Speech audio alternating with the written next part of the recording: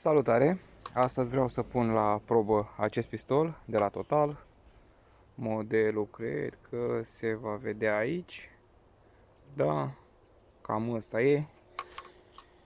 O să am de dat grunt și apoi lac. Nu știu dacă o să dau 2 mâini de lac, o să văd cum iese de pe prima mână, pentru că nu se vrea închis prea tare culoarea.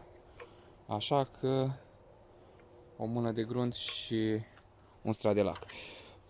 Ca să dau grundul, o să trebuiască probabil să deschid cât mai mult acest șurub, să aibă cursă cât mai mică, și apoi la lac o să văd în funcție de cum pulverizează cât de tare voi regla debitul. Bun, haideți să-i dăm drumul la treabă și să vedem ce iese.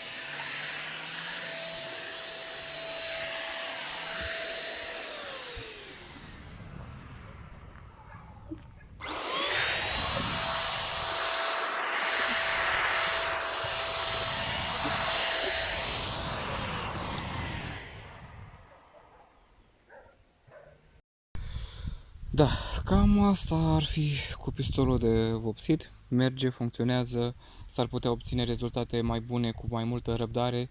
Eu sunt cam presat de timp și am cam mărit un pic debitul la lac și am câteva puncte de care nu sunt chiar mândru, dar asta este. N-am avut încotro, trebuia să termin astăzi. Ideea e că pistolul este ok, dar nu perfect. Problema e la garnituri. Garniturile nu sunt gândite să reziste la solvent și ieri, în timp ce vopseam, după ce am schimbat odată lacul, adică am reumplut bidonașul, am constatat că nu mai intra la loc bidonul și nu m-am oprit pentru că mă grăbeam, după cum am spus. L-am pus eu într-o poziție în care nu scăpa aer și așa am folosit, dar a trebuit să tai bucata asta din el după aceea, pe seară, când am constatat că tot nu funcționează și vreau să vă arăt că bucata asta a stat nefolosită, iar asta a fost folosită și deja s-a uscat și și-am micșorat lățimea, da? Asta e mai umflat cu aproape 2 mm, nu știu cât de bine se vede pe cameră, nici nu prea pot să țin perfect. Deci cam atât de mult se umflă această garnitură și nu este singura, mai are una aici.